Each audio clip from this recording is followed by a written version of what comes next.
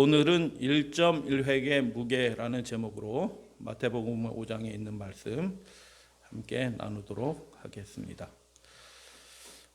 예수님께서 친히 제자들과 수많은 사람들에게 말씀하셨어요. 근데 이 말씀이 하나님의 나라의 원리예요.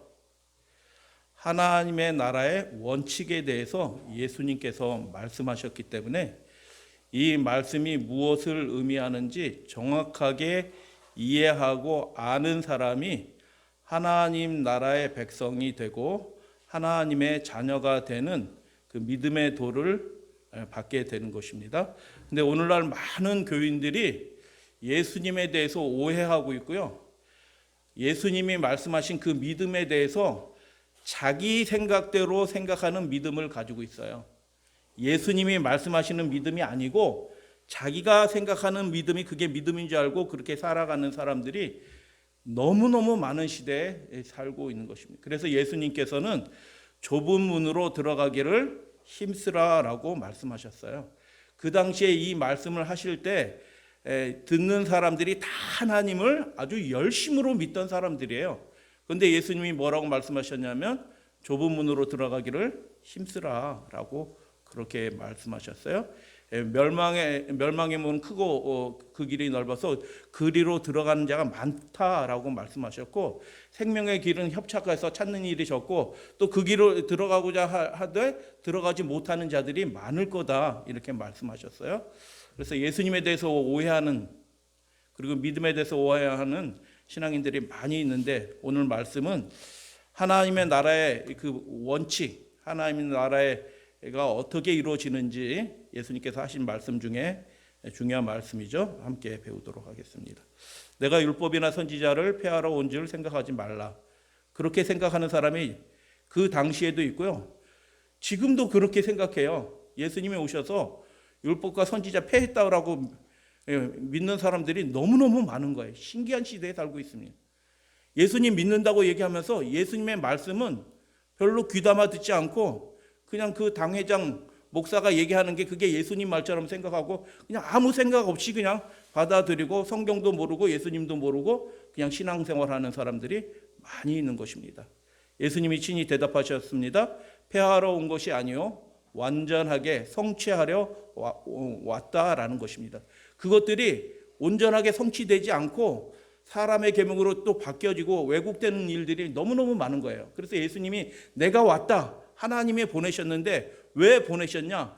그 하나님의 말씀, 율법이나 선지자의 그 말씀을 온전히 성취하기 위해서 왔다라고 그렇게 말씀하신 거예요. 진실로 너희에게 이르노니, 야, 이거 굉장한 말씀이에요. 천지가 없어지기 전에는,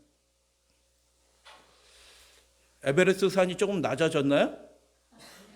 모르겠어요. 좀 낮아졌는지 높아졌는지 뭐 조금씩 높이는 달라질 수 있는데, 그 에베레스트 산이 없어질 걸 상상도 못 하잖아요. 그런데 예수님의 말씀에서 이런 과장법이 많이 있어요.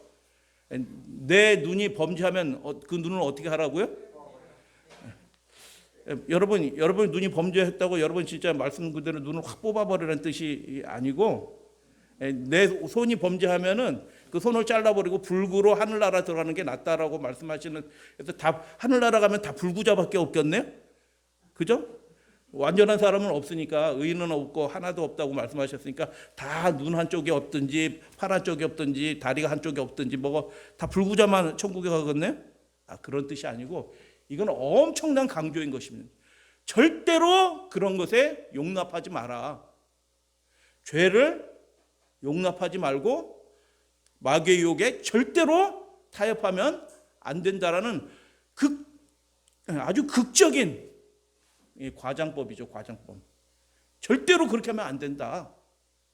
그렇게 하면은 하나님의 나라의 백성이 될 수 없다라는 극도의 과장을 통해서 엄청난 강조를 하신 말씀이에요. 천지가 없어지기 전에는 그 하나님이 주신 그 율법의 1.1획도 어떻게 된다고요? 결코 없어지지 않게. 야, 여러분, 이렇게 예수님이 강조하신 말씀이에요. 무엇에 대해서요? 하나님의 율법과 하나님이 선지자를 통해서 하신 그 말씀들이 그냥 사사로이 듣지 마라. 하나님의 백성들은 그 말씀들을 그냥 내가 아는 말씀 사사로이 그냥 듣는 것이 아니라 그 말씀이 무엇을 의미하는지 귀를 쫑긋 세우고 마음에 새기겠다는 마음을 가지고 그렇게 하나님의 말씀을 듣고 순종하는 자가 천국 백성 아버지의 나라에 하나님의 자녀가 되는 것이다. 천지가 없어지기 전에는 그 1점 위력도 여러분 1점 히브리어는 아시는 분들은 아시겠지만 1점 위력이 어떻게 생겼는 줄 아시죠? 이렇게 생겼어요. 요드라는 건데 제일 간단한 제일 조그만 글자예요. 이렇게 사사분면으로 알면은 맨 구석등에 하나 콤마처럼 생긴 철자가 하나 있어요. 요드라고 그러는데 이게 두 획으로 이루어졌어요. 이렇게 하고 이렇게 하는 거예요. 연달아 쓰면 이렇게 쓰기도 하는데 그냥 이렇게 쓰는 거예요. 요게 1점. 1획은 어떻게 해요? 두 획으로 이루어진 거예요. 이렇게. 점 하나도 획 하나도 없어지지 않고 온전한 것이다 라고 그렇게 말씀하신 거예요. 요 말이 들어가면은 발음도 달라지고 뜻도 달라져요. 요 조그만 거 하나 딱 붙으면요 발음도 달라지고 뜻도 달라져요. 전체 글자는 다 똑같은데 요거 하나 딱 들어가면 뜻이 확 바뀌는 글자들이 굉장히 여러 개 있어요. 그러니까 하나님의 말씀이 바뀐다는 뜻이에요? 바뀌지 않는다는 뜻이에요? 절대로 하나님의 뜻이 하나님의 계명이 바뀔 수 없다. 그 하나님의 말씀에 맞추는 것이 믿음이다라고 말씀하신 거예요. 할렐루야 아멘. 예, 그 하나님의 변함이 없는 하나님의 말씀에 우리의 삶이 맞추는 것이 그게 믿음이지 그냥 제가 하나님 믿어요, 제가 예수님 인정해요 라는 것이 믿음이 그게 믿음의 본질이 아니에요. 당시에도 그 믿음의 도는 똑같은 거예요. 유대인들 주여 주여 하면서 하나님을 그렇게 열심히 섬기는 백성이었지만 유대인들이 기도할 때 무슨 말을 많이 한다고요? 주여 주여. 진짜 주여 주여 많이 해요. 기도 보면 너무너무 은혜스러워요. 식사 기도조차도 은혜스럽더라고요. 그 사람들의 식사 기도들이 있어요. 식사 마친 다음에 함께 모여서 개인 기도하는 게 아니고 함께 공동체 기도하는데 그 식사 기도 자체도 감동이 되더라고요. 근데 주여 하면서 하나님의 이름을 부르면서 주여 주여 하면서 그렇게 기도를 해요. 그런데 그렇게 하나님의 이름을 부르면서 주여 주여 하는 것보다 훨씬 더 중요한 것이 있는데 신앙의 본질은 그 입술로 주여 주여 하는 것이 아니고 기도하는 것이 아니고 신앙의 본질은 하나님의 말씀에 우리의 삶이 순종하고 그 말씀에 우리의 삶을 맞춰가는 것이 그게 신앙의 본질이고요. 그게 믿음이다라고 유대인들한테 얘기하고 이 마지막 시대도 마찬가지인 것입니다. 근데 요즘 사람들은요, 요즘 많은 교회들은 어떻게 해요? 하나님의 말씀은 잘 몰라. 그리고 성령 받았대. 이 말씀도 모르는데 어떻게 성령을 받아? 마태복음이 어디 있는지도 모르는데 성령 불 받았다는 거예요. 마태복음이 어디 있는지도 모르는데 불을 받았어. 아침 새벽 기도 가가지고. 그럴 리가 없다라는 것입니다. 성령이 주어지는 것은요, 그 사람의 생애가 온전히 하나님께 채널이 딱 맞춰질 때 성령이 주어지는 거거든요. 그래서 절대로 없어지지 않을 거다. 결코라는 것은 네버잖아요. 절대로 없어지지 않을 것이다 라고 말씀하셨어요. 왜 하나님의 율법이 바뀌어서도 안 되고 바뀔 필요도 없을까요? 왜 바뀌어서도 안 되고 바뀔 필요도 없어? 왜 그럴까요? 시편 19편에 이런 말씀이 있어요. 여호와의 율법은 어떻다고요? 불완전하면 자꾸 더 해야 돼요.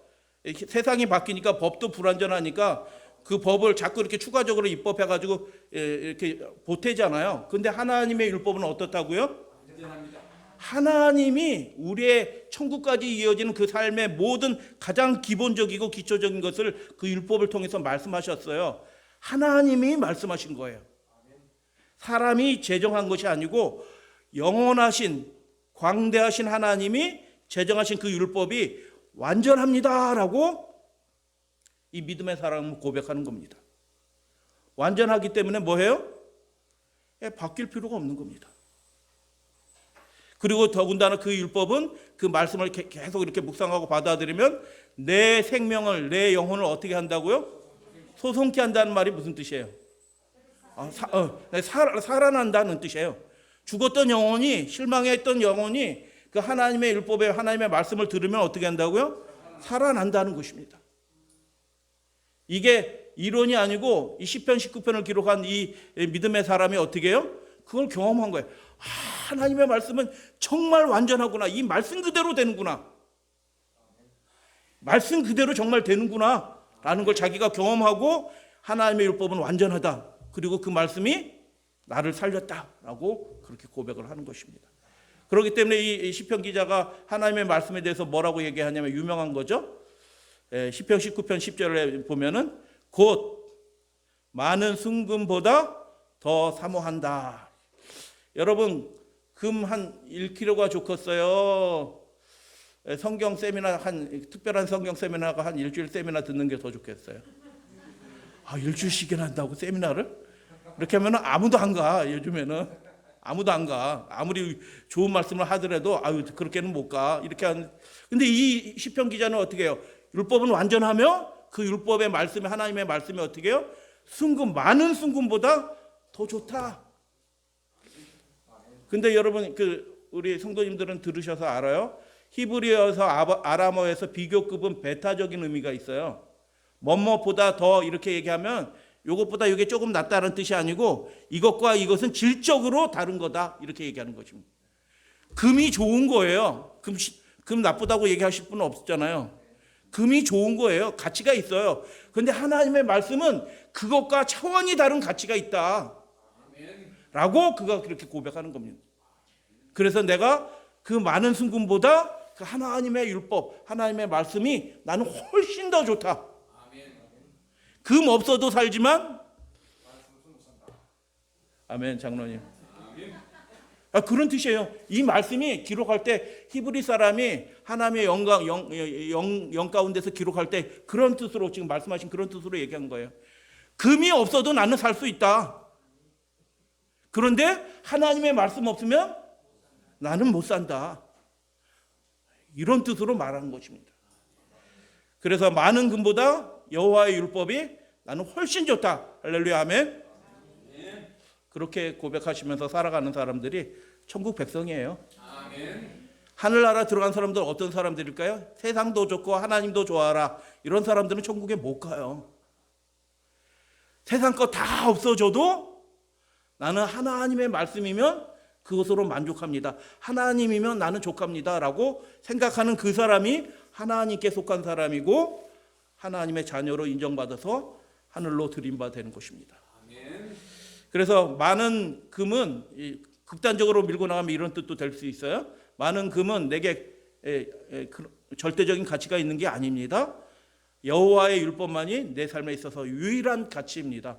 아멘. 여러분 이렇게 우리가 포기할 일들이 있고 이게 자꾸 버려야 될 때가 오고 있어요.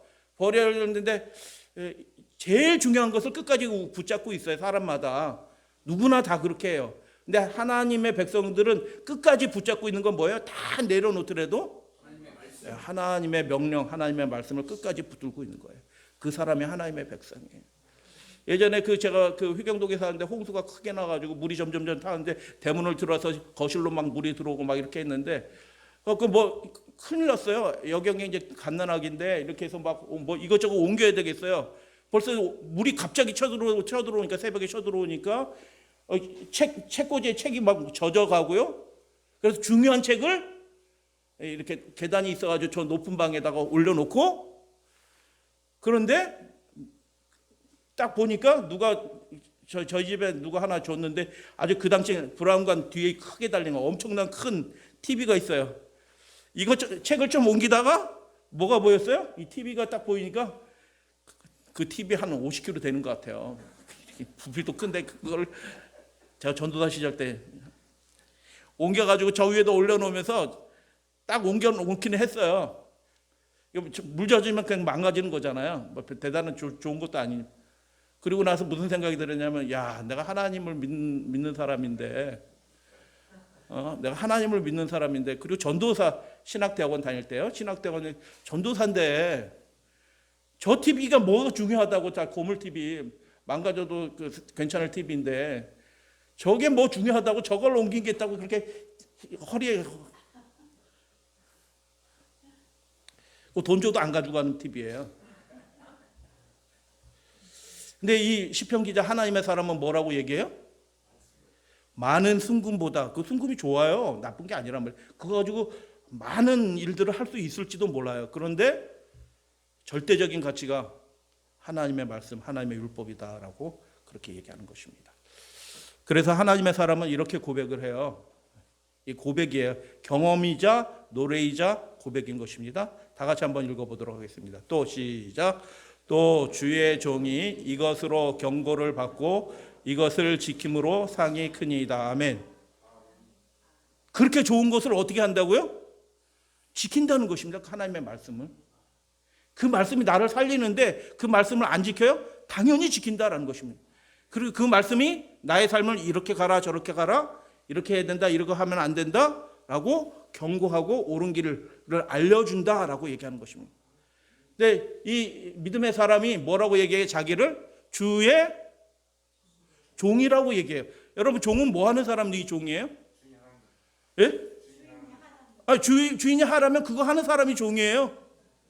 주인이 이거 하라 하는데 그건 말입니다 이렇게 하는 종은 있을 수도 없어요. 그 당시에는요.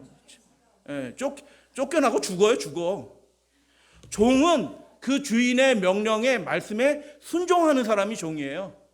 여러분 하나님의 자녀들은 아버지이신 하나님의 말씀에 순종하는 사람이 하나님의 자녀예요. 아멘.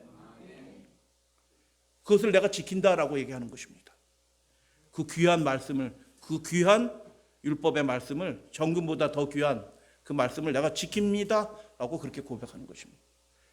정말 소중한 것을 지키는 것입니다. 내 양은 내 음성을 들으면 저희는 나를 따르니라 라고 얘기했는데 요즘에는요 예수님 따르지 않고 그 당회장 목사 따라가는 사람들이 훨씬 더 많아요. 그 유명한 선교사, 유명한 전도자, 그 목사님의 말씀이면 성경이 뭐라고 하든 그 목사님의 말씀이 일단 맞아. 생각해보지도 않고 살펴보지도 않고 상고하지도 않아요. 너희는 말씀에서 영생을 얻는 줄 알고 성경을 상고하거냐 이렇게 얘기하는데 상고하지도 않고 그냥 받아들이고 그걸로 끝이야. 불행한 시대입니다 요즘. 그래서 주여 주여, 요즘도 주여 주여 하잖아요. 통성기도 할 때 우리 통성기도 하겠습니다 하면서 주여 주여 하면서 막 통성기도 시작하잖아요. 아주 힘있게 기도하더라고요. 주여 주여 두 번 딱 외친 다음에 막 기도를 하셔요. 근데 그렇게 기도할지라도 그 기도가 하나님의 자녀이라는 것을 입증하는 증거가 아니라는 것입니다. 예수님의 말씀. 예수님의 음성, 하나님의 계명을, 그분의 율법을 듣는 사람이, 듣는다는 말이 무슨 뜻인지 아시죠? 순종한다는 의미가 결합된 말이에요. 그냥 이게 리스닝이 아니고요. 순종의 의미가 들어가 있는 것이에요. 내 양은 내 음성을 듣고 순종한다. 내 명령을 듣고 순종한다라고. 그 사람이 내 양이다라고 예수님이 말씀하셔요. 우리는 어떤 목사에게 속한 사람이 아니고요. 예수님께 속한 사람이기 때문에 예수님이 하신 말씀을 따르게 되어 있는 것입니다. 할렐루야 아멘. 예수님을 따르지 않으려는 사람은 그래서 그분의 말씀을 잘 안 들어요. 우리 당회장 목사님의 말씀이면 충분합니다. 더 필요 없어요. 우리 목사님이 이렇게 얘기하셨어요. 이게 최종 근거예요. 야, 참 어떻게 그럴 수가 있죠? 하나님이 이렇게 말씀하셨어요. 이렇게 얘기해야 되는데 우리 목사님이 이렇게 얘기하셨어요. 하나님의 자녀가 아닌 것입니다. 하나님의 말씀이 이렇게 돼 있어요 라고 얘기해야 되는데 우리 목사님이 그거 아니라고 했어요. 그 내용도 몰라. 그거 아니야 이렇게 얘기한 그거 아니요라면 이제 듣고 믿음이 아니란 게 안 믿음이에요. 그래서 우리는 예수님께 속한 사람이 되어야 될 줄로 믿습니다. 마태복음 5장에 그래서 예수님께서 율법의 1.1획도 결코 없어지지 아니하고 다 이루리라. 근데 이 말씀이 너무 중요한 말씀이기 때문에 누가복음에도 기록이 되어 있어요. 율법 예수님이 한 번 말씀하신 게 아니고 16장은 예수님의 십자가 얼마 전에 하신 말씀이에요. 그러니까 이 말씀이 예수님의 공생이 시작 때도 말씀하셨지만 그 마지막 때 순간에도 또 말씀하신 거예요. 계속 여러 번 강조해서 하신 말씀이에요. 하나님의 나라의 도예요. 하나님의 백성이 되는 증거예요. 율법과 선지자는 요한 때까지요. 그 후로부터 이 말씀도 오해하는 사람들이 거의 대부분의 오해하는 사람. 율법과 선지자 요한 때까지 다 없어진 거다. 예수님이 없어지지 않았다고 얘기하는데 자꾸 없어졌다고 얘기해요.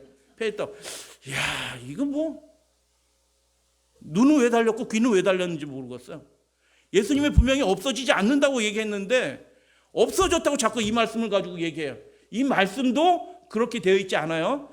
율법과 선지자가 예언한 그때는 요한까지인데 그 후로부터는 예수님이 직접 오셔서 하나님의 나라를 이룬다. 하나님의 나라의 복음이 전파되어 그 복음을 듣는 사람마다 그 나라로 들어간다. 그리로 침입한다. 라는 말씀으로 예수님이 말씀하신, 봐라, 지금 하나님의 나라로 들어오는 수많은 사람들이 이미 생겼어요.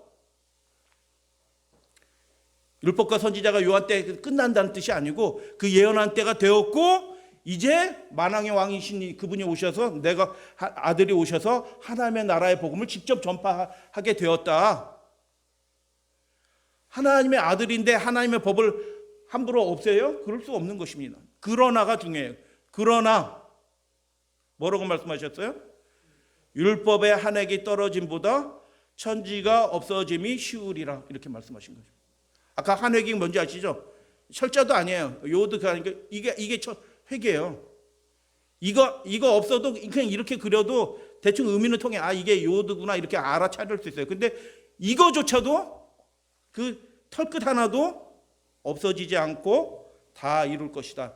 절대로 없어지지 않을 것이다 라고 말씀하셨어요. 율법과 선지자가 예수님이 오셔서도 복음의 시대에서도 여전히 유효하다라고 예수님이 강조해서 말씀하신 거예요. 말씀이 절대로 변하지 않을 것이다 라는 강조의 말씀이에요. 근데 누가복음 16장에는 굉장히 중요한 비유들이 있어요. 누가복음 16장에 그러나 이 말씀이 율법의 한 획이 떨어짐보다 천지가 없어짐이 쉬우리라는 말씀 바로 뒤에 누가가 기록한 말씀이 있어요. 비유가 있어요. 예수님이 하신 비유. 혹시 무슨 비유 기억나시는 거 있으시나요? 부자와 나사로의 비유에 부자라 나사로. 이 이야기 자세히 말씀드리지 않아요? 부자는 불심판에 떨어져가 뜨거 이렇게 하고 있는 중이에요. 나사로는 아브라함 품에서 하늘 잔치에 참여했어요. 하늘 잔치에 참여하고 있는 중이에요. 근데 너무 뜨거우니 괴로워 죽으니까 나사로 아브라함한테 부탁해서 나사로를 보내서 내 혀에 물 한 방울이라도 좀 찍어 주세요라고 그렇게 부탁하잖아요. 근데 여차여차해서 그 아브라함이 뭐라고 얘기하고 또 예수님이 결론적으로 이렇게 말씀하셨어요. 가로되 예수님의 결론이에요. 모세와 율법 이전 모세는요. 율법과 선지자들에게 듣지 아니하면 비록 죽은 자 가운데 살아나는 자가 있을지라도 죽은 자는 누구예요? 뭐 나사로 하늘나라 갔다 다시 살아나 죽은 거죠. 죽은 자 다시 살아난다고 해도 여기서 이미 누가 죽었어요? 이야기에서는 나사로가 죽었는데 예수님 당시에 예수님이 오심을 예배하는 누가 이미 죽었어요? 침례요한이 이미 죽었어요. 예수님이 공생이 시작할 때 침례요한은 자기가 없어지는 게 주님의 영광을 위해서 더 좋으니까 이미 자신을 내어드린 것 같아요. 권함을 받지 아니하려 하시니라라고 얘기했는데 이미 이 말씀을 하실 때는 요한이 죽었어요. 그러면 아까 그 말씀 누가복음에 요 바로 앞절의 말씀 율법과 선지자가 요한 때까지라면 예수님이 이 말씀 하실 수가 있어요, 없어요? 할 필요도 없고 해서도 안 되는 것입니다. 예. 요한이 살아있으면 요한이 죽었으니까 이미 율법과 선지자가 끝난 거예요. 그 사람 보통 사람들이 얘기하는. 근데 예수님은 바로 뒤에서 뭐라고 말씀하셨냐면 모세와 이 중요한 비유, 회개에 관한 비유예요. 모세와 선지자들에게 듣지 아니하면 비록 죽은 자 가운데서 살아나는 지가 있을지라도 권함을 회개하지 않을 거다. 그러므로 이 말씀은 뭐예요? 예수님이 율법과 선지자가 폐해졌다는 얘기 아니에요. 그 앞에 말씀이 그런 뜻이 전혀 아닌데 요즘 수많은 대부분의 목사들이 그 누가복음 16장 그 앞 구절 말씀을 통해서 율법 폐해졌고 이제 믿음의 시대다 거짓말 치고 있는 것입니다. 놀라운 시대입니다. 교회 다니고 기도하는 예수님의 이름으로 기도하는데 하나님의 백성은 아니에요. 하나님의 율법과 하나님의 말씀을 버린 것입니다. 예수님은 패해지지 않았다라고 바로 뒤에 말씀을 통해서 다시 한번 확인하시는 것입니다. 그 앞에서도 그러나 하시면서 결단코 없어지지 아니하리라 말씀하셨고, 그 바로 뒤에 말씀에서 모세 선지자 얘기하는 겁니다. 이 말씀이면 구원에 충분하다라고 말씀하시는 것입니다. 구원에 충분한 말씀인데 그게 없어질 필요가 있어요, 없어요? 없는 것입니다. 없어져서도 안 되고요. 그러니까 요즘 사람들은요, 교회는 다녀도 믿음은 없는 겁니다.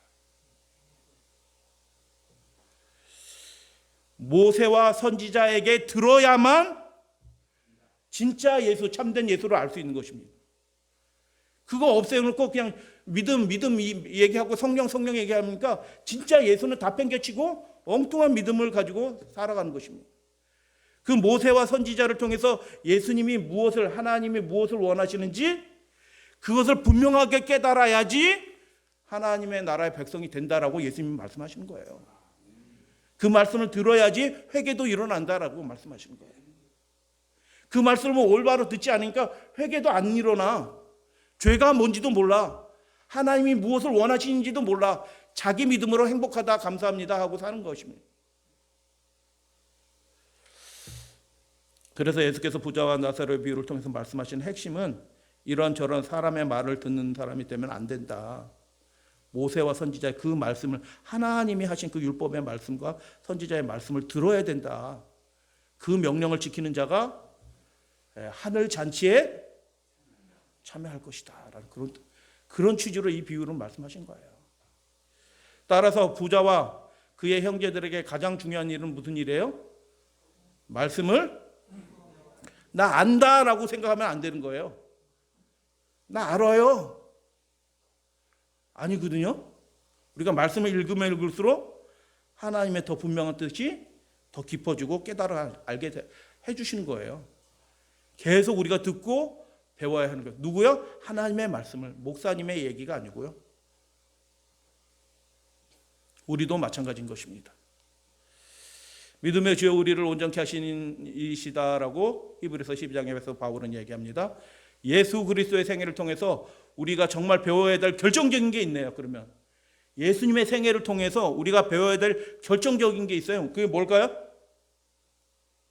하나님의 말씀에 대한 예수님의 태도인 것입니다. 하나님의 말씀에 대해서 예수님이 뭐라고 말씀하셨어요?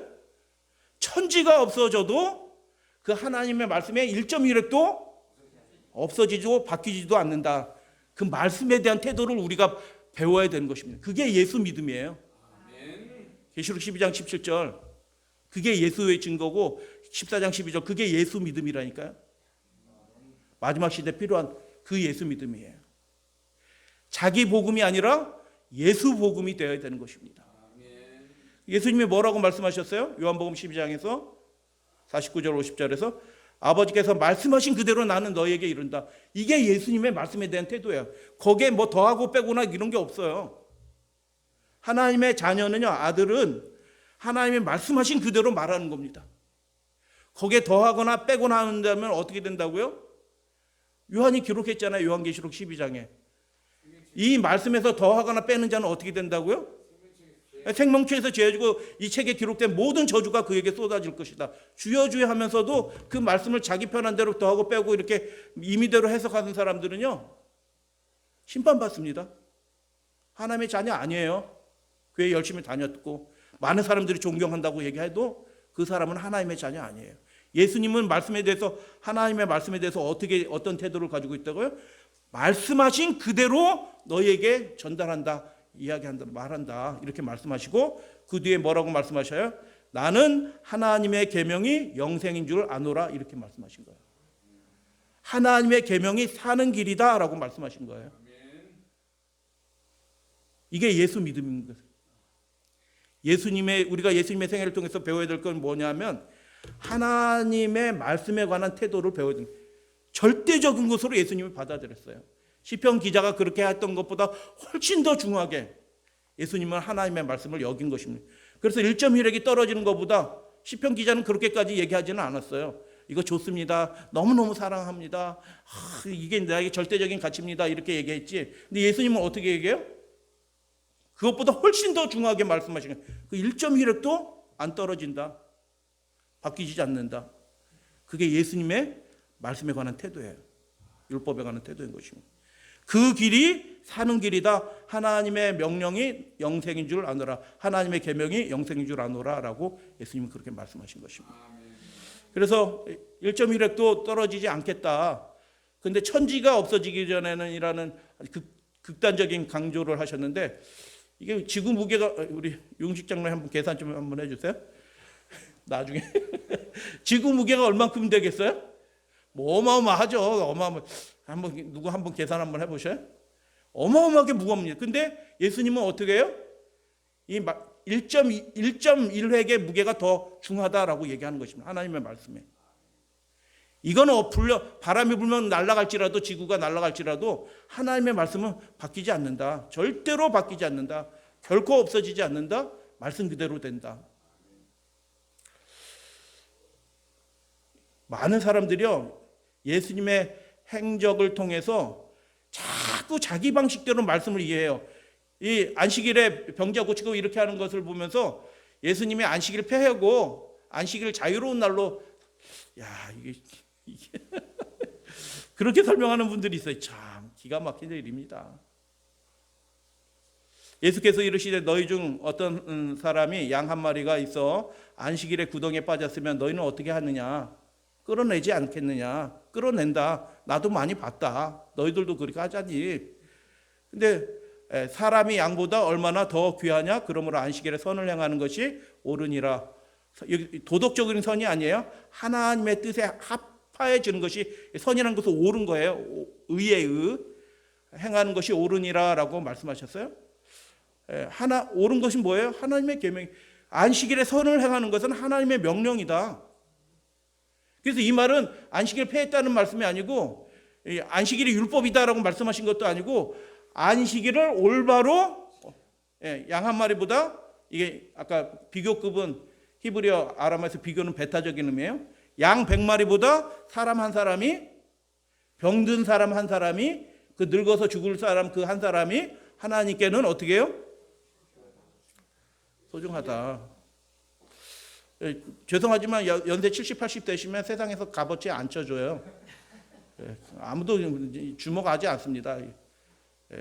총장 되고 뭐 연합회장 되고 합회장 되고 이렇게 해도요, 은퇴하고 나면 줄 떨어진 연입니다. 아무도 집중하지 않아요. 어서 오셔요. 말씀 좀 해주세요. 그러지 않아요. 그냥 가만히 앉아 계세요. 이렇게 얘기합니다. 진짜라니까요. 뭐 말씀하지 말고 그냥 가만히 계세요. 사람이 이 세상의 시가로 보면 나이가 들수록 값어치가 점점 떨어져요. 근데 하나님의 시각에서는 어떻게 해요? 그 병들고 늙고 연약해진 그 영혼이 이 천하보다 더 귀하다라고 예수님은 말씀하신 거예요. 바꿀 수 없다라는 거예요. 천하와 바꿀 수 없다. 그 한 사람의 영혼을. 그게 하나님의 명령이고 계명이다. 안식일을 폐했다는 말씀이 아니에요. 안식일 계명을 폐한 것이 아니라 사람의 계명으로 안식일을 지키는 그 사람들의 왜곡된 그 계명을 예수님이 온전케 회복하신 것입니다. 이렇게 안식일을 너희들도 지켜라. 그런데 예수님이 그러면 안식일을 무조건 회당도 안 가고 치료봉사만 하셨나? 예수님은 절대로 그렇게 하신 적이 없습니다. 무조건 예배 드립니다. 안식일 날은요. 예외적으로 어떤 상황이 생기면 고쳐주신 거지, 일부러 안식일 날 사람들 막 와라, 내가 다 치료해준다, 이렇게 하시지는 않으셨어요. 잘 생각하셔야 됩니다. 안식일에 치료한 기세가 이렇게 있다고 그러면 엿새 동안 별로 안 하다가 안식일 날 막 딥다 해가 예수님 피곤하고 제자들 피곤하고 이렇게 하지 않으셨어요. 안식일의 신성성을 예수님은 지키셨어요. 그런데 이런 상황이 생기면 그 연약한 자를 다시 회복시키는 것이 아버지의 뜻이고 아버지의 계명이에요. 하나님의 명령 속에 들어가 있는 거기 때문에 그렇게 하신 것뿐이에요. 그래서 이 말씀은 안식일 계명이 폐했다는 말씀이 아닌데 그렇게 가르쳐요. 참 신기한 시대네요. 예. 저희 교회에서 그동안 배워온 바에 의하면 예. 저런 말씀 이게 계속 이제 들으면서 예. 우리 예, 어떤 것은 그래 패했어. 예. 어떤 것은 패지 않았어. 예. 그렇게 얘기하는 네네네. 자체가 그것도 잘못. 네네네네네. 맞습니다. 그것이 우리가 좀 고쳐져야 돼. 예, 우리가 하나님의 온전한 뜻이 무엇인지 더 확실하게, 더 분명하게 배워갈 필요가 있어요. 누가복음 13장의 말씀에 주께서 대답하여 이르시되 외식하는 자들아 너희가 각각 안식일에 자기의 소나 나귀를 외양간에서 풀어내어 이끌고 가서 물을 먹이지 않냐. 예. 예. 18년 동안 사탄의 매임에 허리가 꼬부러져서 귀신 들려가지고 몸도 펴지 못한 그 연약한 여인을, 근데 그 병자라고 얘기하지 않고 아브라함의 딸을, 그렇게 연약해진 하나님의 자녀를, 아브라함의 딸을 안식일에서 이 매임에서 푸는 것이 합당하지 않느냐, 이렇게 말씀하신 거예요. 이게 안식일 폐했다는 얘기예요? 아니에요. 합당하다는 말은 그것이 하나님의 계명이다라는 뜻이에요. 그래서 18년 동안 소는 훨씬 비싸죠, 양보다. 예, 훨씬 비싸요. 나귀도 비쌉니다. 근데 이 연약한, 세상적으로는 아무 쓸모없는 여인이에요. 18년 동안 꼬부라져가지고 이렇게 나이도 막 먹을 만큼 먹었고 쓸모없고 버려진 바 같은 그 연약한 여인이 하나님께는 훨씬 중요하다. 이 사람을 회복시키는 것이 하나님의 명령이다라고, 합당한 일이다라고 예수님이 그렇게 말씀하신 거예요. 사탄에서 풀어 자유케 했다. 그래서 예수님의 말씀을 통해서 보니까 하나님의 말씀이 어때요? 예, 바뀔 필요도 없고 바뀌어서도 안 되고 이것은 절대적인 무게를 가지고 있는 것입니다. 천지보다 더 중요하다, 무겁다라고 말씀하신 거예요. 예, 많은 사람들이 첫째 날 예배 드리고 있는데, 이게 그래서 이 말씀을 통해서 십계명을 다시 한번 생각하면 지금 벌어지는 일들은 진짜 무서운 일들이 벌어지고 있는 것입니다. 누가 첫째 날 일요일 날 예배 드리라고 했어요? 누가 이렇게 뭐 1.1획도 바꾸지 않는다고 말씀하신 그분이 바뀌었다 이렇게 말씀하셨어요, 예수님이? 그 중요한 게 바뀌면은 예수님이 부활하신 다음에 분명히 말씀하셨대. 이제 첫째 날 모이자 이렇게 얘기하셨어야 돼요. 그 중요한 거 1.1획도 바꿀 수 없다라고 말씀하신 분이 이게 바뀌어져야 될 것이면 말씀하셨어요. 근데 왜 십계명을, 하나님 신이 손가락으로 써주신 이 십계명의 네 번째 계명, 또 다른 계명들을 사람이 마음대로 바꿀 수 있어요? 이건 사탄적인 것입니다. 대적하는 자의 것이에요.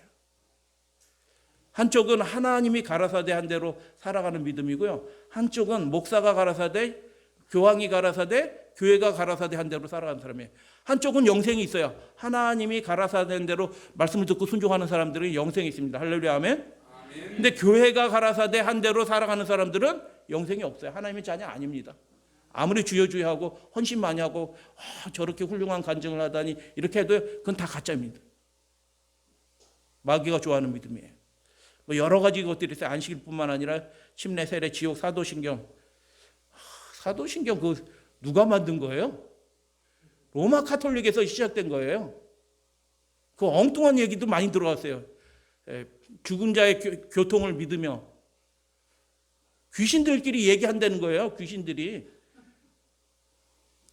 거룩한 공예를 믿으며, 로마 카톨릭이에요. 캐톨릭으로 돼 있어요.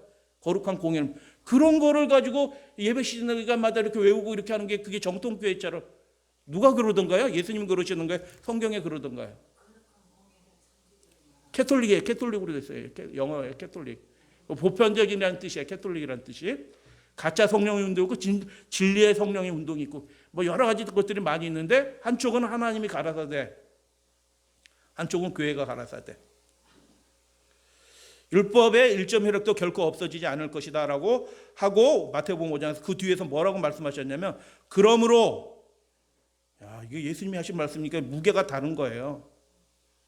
누구든지, 그 사람이 목사든지 총회장인지 상관없이 누구든지 이 계명 중 지극히 하나, 작은 것 하나라도 버리고, 두 번째 계명 우상을 섬기지 말라고 하는데 그거 마음대로 없애면 돼요, 안 돼요? 그렇죠. 그같이 사람을 가르치는 자는 천국에서 지극히 작다. 이게 이 사람도 천국은 가긴 갔는데 작다는 뜻이에요? 아닙니다. 천국에서 못 들어간다는 뜻이에요. 누구든지, 그 사람이 뭘 하든지, 주의 이름으로 무엇을 하든지, 기적을 행하든지 상관없이 이 계명 중 율법의 그 작은 것 하나라도 버리는 사람은 결단코 천국에 못 간다 라고 예수님이 말씀하신 것입니다. 그러나 누구든지 그 사람이 아무리 연약한지 알지라도 시골에 늙은 어떤 집사님, 허리 꼬부라진 집사님이라도 이렇게 살아야 돼, 이게 진짜 믿음이야 하고 그렇게 가르치고 그렇게 사는 사람은 일은 뭐예요? 그 작은 계명 하나라도 그렇게 행하면서 가르치는 자는 천국에서 뭐 한다? 크다라고 일컬음을. 누가 일컬어 주신 거예요? 야, 예수님이, 하나님이 넌 내 자녀다 하고 데려간다는 뜻이에요. 결정권자는 누구예요? 예수님이에요. 하나님이 결정하셔요. 그러니까 하나님의 말씀에 합당해야 되는 것입니다. 지극히 작은 거 하나라도 사람이 함부로 할 수 없어요. 하물며 십계명을 바꾸다니. 야, 누구든지 가르치는 자는, 그래서 운명을 결정하는 태도입니다. 하나님의 말씀을 어떻게 받느냐가 우리의 운명이 결정되는 태도예요. 야, 이거 내가 지금은 못하더라도 하나님 이 말씀대로 제가 순종하면서 살기를 원해요 라고 하는 사람들은 성령도 주어지고 그 말씀을 순종하면서 이루게 될 거예요. 그럼 목사님이나 그렇게 하는지 우리는 못해요. 혹시 여러분 그런 생각 드시나요? 어떤 말씀들은 목사님이나 그렇게 하지 우리는 절대로 그렇게 못해. 목사님도 세상에서 직장 다니면서 해보세요. 그게 되나? 그거 못해요. 이렇게 얘기하시는 분들은 자기 입으로 난 천국에 못 가요 이런 얘기 한 거예요. 지금 못하더라도 제가 죄인입니다. 하나님의 뜻대로 살기로 하는데 제가 예수님을 슬프게 했습니다. 제 삶이 온전해지길 원합니다. 하나님 도와주세요 하고 다시 주님 앞에 나가야 되는 것입니다. 그래서 운명을 결정하는 태도예요. 말씀에 관한 태도들이. 20절 말씀 다 같이 읽겠습니다. 내가 시작. 내가 너희에게 이르노니 너희가 서기관과 바리새인보다 더 낫지 못하면 결단코 천국에 들어가지 못하리라. 저희 아버님이 암투병 하시면서 그 병원에 갔을 때 아버님이 이 말씀을 저에게 해주셨어요. 그 얼마 몇 달 후에 돌아가셨는데 너희가 서기관과 바리새인보다 더 낫지 않으면 결단코 천국에 못 들어간다. 창어봐. 59세 돌아가셨어요. 몸이 완전 빼짝 전이 돼가지고 진통제 마약을 놔도 진통이 멈추지 않고 밤새도록 고통 가운데 계시다가 투병하시다가 잠들었는데 저에게 이 말씀을 해주셨어요. 너희가 서기관과 바리새인보다 더 낫지. 이게 무슨 뜻이에요? 더 낫다는 뜻이? 아까 이제 비교급은 배타적인 의미가 서기관과 바리새인들의 의와는 전혀 다른 의가 너희에게 있어야 된다라는 뜻이에요. 서기관과 바리새인보다 더 노력해야 된다 이런 뜻이 아니고요. 서기관과 바리새인들이 그 생각하는 그 의와는 전혀 다른 의가 너희에게 있어야 된다 그런 뜻으로 말씀하신 거예요. 많은 교회가 가짜로 가르칩니다. 그래서 예수님의 말씀의 의미를 심각하게 생각하지 않고 그냥 자기 편한 대로 해서 가르치니까 가짜 믿음에 판치하는 시대예요. 그래서 천국에 들어갈 사람들은요, 율법의 1.1획도 폐하지 않는 사람이고 지극히 작은 것이라도 그대로 행하고 가르치는 사람. 그리고 세 번째는 바리새인과 다른 의를 가진 사람이어야 돼. 바리새인과 다른 의가 무슨 뜻이에요? 바리새인의 의보다 낫지 아니하면이라고 얘기했는데 바리새인들은 훌륭해요. 너무너무 훌륭해요. 우리 교회 그분이 바리새인 같은 분이 한 분이 있으면 존경받을 거예요. 장모님. 근데 예수님은 그 의 가지고는 안 된다는 거예요. 절대로 안 된다는 뜻이에요. 거기서 좀 더 노력한다고 되는 게 아니고 그것과는 전혀 다른 의가 우리에게 있어야 된다. 그건 핵심은 두 가지예요. 사람에게 바리새인들은 보이려고 한 것입니다. 여러분 우리가 예배 드리는데 사람에게 보이려고 예배 드려요? 우리를 구원하신 하나님 앞에 나오는 겁니다. 사람이 막지 못할지어다. 국가가 막을 수 없습니다. 우리를 구원하신 아버지 앞에 내가 나가는 겁니다. 사람에게 보이려고 하는 게 아니라 목사님한테 출석 잘한다가 저 교인 성실한 교인 인정받으려고 하는 게 아니고 하나님 앞에 나오는 거. 구원하신 하나님 앞에. 근데 바리새인들은 어떻게 해요? 사람에게 보이려고. 그게 핵심적인 거예요. 두 번째 게 진짜인데요. 중요한데요. 세리예요. 바리새인들은요 하나님의 말씀을 그 당시에 예수님 당시에 그렇게 가르친 거예요. 자꾸 예외 조항을 만들어요. 예, 고르반 하면은 그거 가지고 부모님 안 섬겨도 돼. 예외 조항을 만들어 놨잖아요. 그죠? 이거 하나님께 바친 거야 하면 그거 가지고 부모 뭐 자세히 설명 안 드려도 아시죠? 안식일에 관해서도 예외 조항이 있어요. 크고 작은 율법이 서로 충돌하는 것처럼 보일 때 큰 율법을 지키고 작은 거 안 지켜도 된다고 그렇게 가르쳐요. 그러니까 그게 무슨 계명이 되는 거예요? 사람의 계명이 되는 거예요. 예수님은 작은 거 하나라도 버리지 말라라고 얘기하시는 거예요.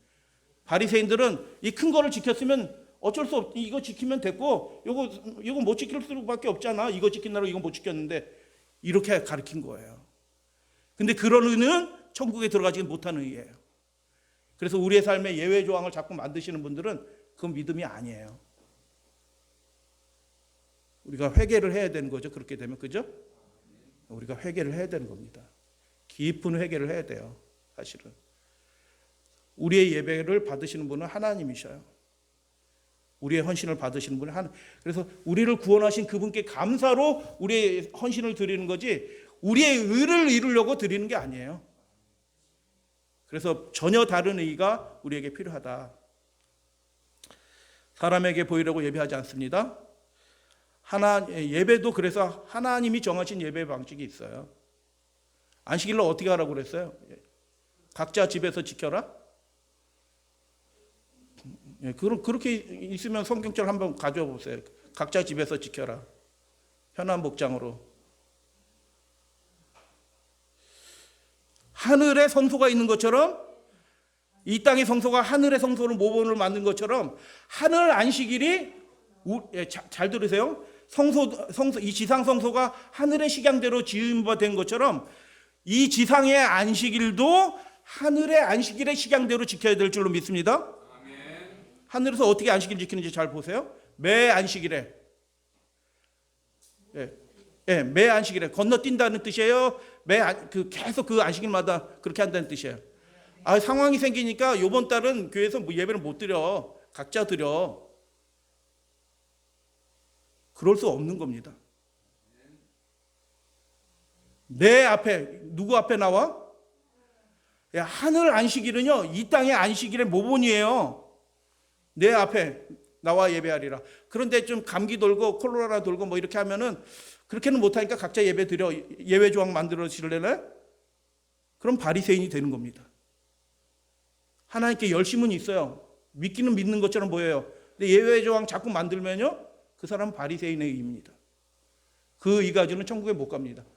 아무리 총회장이고 유명한 사람이라도 그렇게 가르치는 사람은 많은 사람이 그 목사님이 훌륭하다고 얘기하지만 천국에 그분은 못 들어갈 겁니다. 심각한 겁니다. 예수님이 그거 말씀하신 겁니다. 단번에 그걸로 결정되지 않아요. 그러나 그것들이 바뀌지 않고 계속 그렇게 한다? 그 운명이 자기가 결정이 되는 것입니다. 이 하늘 안식일이 이 땅에서 우리가 누려야 되는 안식일의 모본이에요. 표상이에요. 동의하시면 아멘 해주세요. 아멘.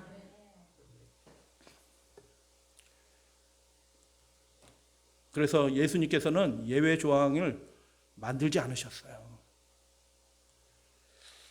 형제에게 노하고 음욕을 품는 자 헌맹세하지 눈을 했는데 뒤에 예수님께서 너희는 그렇게 들었으나 나는 이제 너희에게 이렇게 말한다 하면서 하신 말씀이 뭐예요? 그 율법의 말씀을 더 강화시킨 거예요. 그죠? 그 교훈을 더 크고 깊게 만드신 것입니다. 예수님은요. 율법을 폐하신 게 아니고 더 강화시켰어요. 그런데 예수님이 산상수훈의 말씀을 하면서 뭐라고 말씀하셔요? 45절에 이같이 한즉 이는 행한즉이라는 뜻이에요. 이같이 행한즉 하늘에 계신 너희 하나님의 아버지의 아들이 되리니. 그렇게 해야 된다는 겁니다. 원수에 대해서 어떻게 하라고요? 미워하면 안 된다는 뜻이에요. 우리에게 미워할 자격이 있다 없다? 없다. 그렇게 하시게 되길 바랍니다. 우리가 실수할지라도 우리에게는 미워할 자격이 없어요. 하나님 하지 말라고 하셨으니까. 하늘에 계신 아버지의 온전하심도 같이 너희도 온전하라 라고 이렇게 한 사람이 천국 자녀라고 예수님 결론 딱 내리신 겁니다. 이게 그러니까 완전히 예수님 안에서 죽든지 아니면은 반쯤 죽은 사람은 천국에 못 가는 거예요. 진짜 예수님 안에서 죽고 완전히 내어드린 사람만 이게 가능해지는 겁니다. 그래서 요즘에 대부분의 교인들의 율법관과 믿음관과 우리 교회에서도 마찬가지예요. 우리 교단에서도 마찬가지예요. 많은 사람이 생각하는 그 율법관과 예수님이 말씀하신 율법관은 달라요. 믿음이. 회복하셔야 됩니다. 예수는 성경 주석에 보면 예수는 사람들의 도덕법의 가르침에서 벗어나기는커녕 도덕법 10계명 가르치는 겁니다. 그렇게 가르치지 않으셨을 뿐만 아니라 오히려 율법의 공식적인 해설자인 서기관과 랍비들보다 훨씬 더 엄격하게 하나님의 계명과 율법을 가르쳤다. 예수님은. 왜냐하면 그분은 언제든지 결코 예외를 허락하지 않으셨다. 하나님의 모든 율법은 동등하게 영원한 구속력을 가진다. 그럼 딜레마예요. 우리가 그걸 어떻게 지킬고. 마귀는요, 우리에게 축복으로 주신, 생명으로 주신 것을 자꾸 속박처럼 만들어요. 근데 하나님은 결코 그렇게 말씀하지 않아요. 내 하나님 여호와를 사랑하라라고 말씀하셨고요. 그 사랑하는 자는 내 계명을 지킬 것이다라고 말씀하셨고요. 예수님이 오셔서도 똑같이 말씀하셨어요. 사랑이 온전한 순종의 동기입니다. 그래서 예수님의 십자가 바라보세, 십자가를 바라보게 되면 우리가 그 말씀에 순종할 동기가 생겨나요. 마음이 생겨나요. 그리고 온전한 순종이 그 온전한 사랑의 증거가 되는 것입니다. 무너진 대로 회복하는 자의 표상, 무너진 대로 회복하는 사람이 누구예요? 느헤미야예요. 역사적으로 무너진 대로 회복할 것인데 내 자손이 할 것이다 하는데 느헤미야, 예수님, 마지막 시대는 우리예요.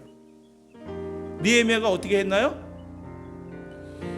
느헤미야는 하나님께서 확립하셨던 원칙을 왜곡시키는데, 하나님이 명하시는 그 원칙을 왜곡시키는 데는 1.1액의 영향도 그런 모범을 보이려고 하지 않았다. 느헤미야가 어떻게 살았다고요? 철저하게 사는 것입니다. 그 모습이 우리의 모습이 되어야 되는 것입니다. 다른 사람들이 어떤 길을 쫓든지 상관없이 그 자신은 느헤미야 5장 15절에 나는 하나님을 경외함으로 이같이 행치 아니하고, 그 다른 사람처럼 행하는 그 다른 사람들이 믿는 사람들이에요. 나쁜 사람들이 아니고 그 사람들처럼. 그런데 나는 행하지 않는다라고 말할 수 있었다. 어떻게 행했을까요? 모압 사람들을 총에서 제거하고요. 암몬 사람과 도비아 성전에 방을 준비해 놨잖아요. 추방하고요. 레위 사람들을 그 급료도 안 주고 막 해가지고 레위 사람들이 먹고 살기 위해서 흩어졌는데 다시 급료 정당한 복을 주고요. 안식일을 성수하기 위해서 강력한 조치를 취하잖아요. 자꾸 들락날락하면서 장사하니까 어떻게 해요? 성문을 닫아라. 그 입구에서 기다리니까 니네 계속 여기서 얼씬되면 죽일 거다 해가지고 쫓아내잖아요. 이게 하나님의 백성의 모습이다라는 것입니다. 자포를 금지하고 이방인을 쫓아내고 순전한 가정을 만들고 하나님 그렇게 말씀하셨습니다. 아들 예수 그리스도의 십자가를 바라보면 율법의 1.1획도 바꿀 수 없고 예수님은 그 무너진 데를 회복하시는 분이셨어요. 하늘 지성소, 요한계시록 11장 19절, 하늘 지성소가 열렸는데 그 안에 언약궤가 있었다라고 말씀합니다. 율법의 1.1획이 바뀔 수 없다는 것이 하늘 지성소에 있는 그 언약궤를 통해서 증거됩니다. 마지막 교회는 그것을 회복하는 교회예요. 율법이 바뀔 수 없으니 뭐가 바뀌어야 된다고요? 사람이 바뀌어야 됩니다. 그래야지 천국 가는 겁니다. 근데 사람이 어떻게 바뀌어요? 바리새인의 방식대로는 바뀌어지지 않는 것입니다. 그 사람이 죽고 예수 안에서 다시 태어나야 되는 것입니다. 그 일을 예수와 성령이 도와주십니다.